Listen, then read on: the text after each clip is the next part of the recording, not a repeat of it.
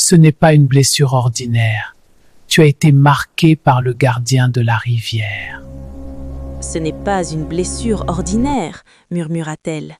Tu as été marqué par le gardien de la rivière. La voix de Sandrina trembla. Maman Lydie hocha gravement la tête.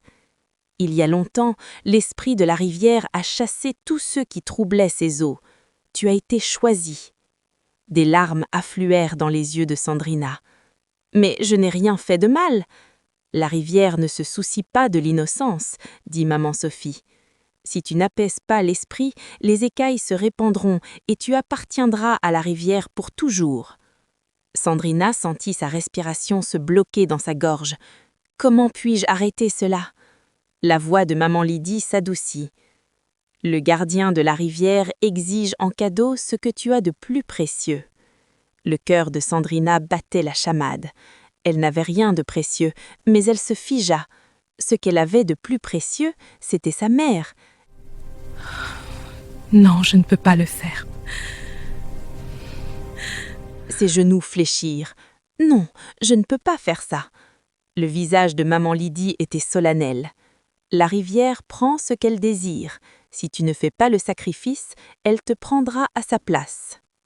Pour cela, Sandrina cacha la vérité à sa mère. Elle portait une robe à manches longues pour simuler les écailles, mais elle transparaissait sur ses bras et ses épaules. Elle se demandait ce qui lui arriverait si elle ne faisait pas le sacrifice. Sacrifier sa mère n'était pas envisageable. Ma mère est mon seul soutien, je ne peux pas la laisser partir, je ne peux pas la sacrifier à la rivière. Je préférerais mourir et rester avec cette malédiction, se disait-elle.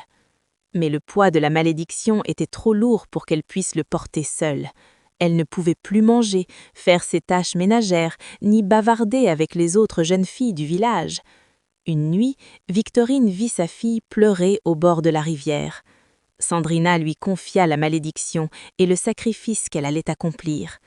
Sa mère prit ses vêtements et dit doucement « Si ma vie peut sauver la tienne, alors je te la donne librement. » Sandrina secoua la tête avec fureur. « Non, je préfère mourir. » Mais sa mère sourit simplement.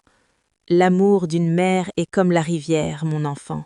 Il coule sans fin, même au-delà de ce monde. » Cette nuit-là, alors que la lune brillait au-dessus des eaux, Victorine s'avança dans la rivière.